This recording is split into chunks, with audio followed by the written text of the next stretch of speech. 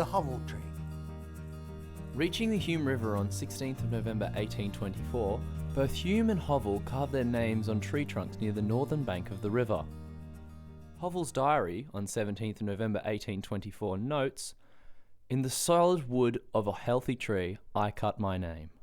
Captain Hovell's tree remains to this day. Hume's tree, however, was destroyed by fire in 1840s, a bullock driver lighting a fire at its foot. The Hovell tree, a red gum, is thought to be well over 200 years old. Captain Hovell himself sought to preserve the Hovell tree as a visible part of Australia's history.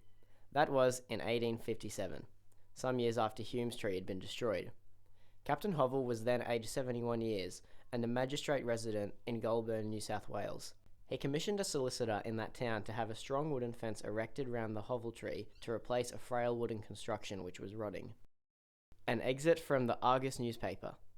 In the early 1920s, a great anxiety was felt for the condition of the Hovell tree. The late Mr. J.E.R. Fellows was then curator of Aubrey Parks and Gardens. Mr. Fellows discovered that the tree had become badly infected by two types of parasites, Australian mistletoe and one of a stoloniferous growth.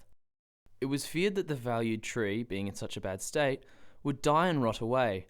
Mr. Fellows cut back the tree severely and cleaned off the parasite.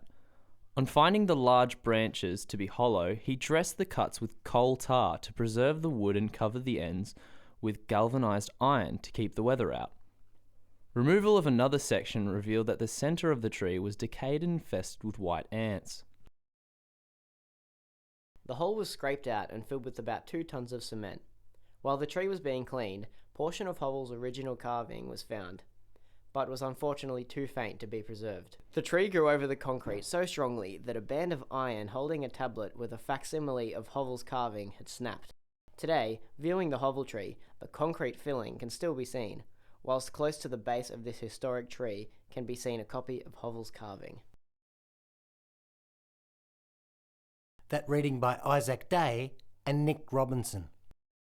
Source: Rosemary Boys, Albury's Hovell Tree, pamphlet for Albury and District Historical Society, and Dirk H.R. Spenneman, 2015, 19th Century Indigenous Land Use of Albury, New South Wales, ILWS Report 83, Institute for Land, Water and Society, Charles Sturt University, Thurgoona.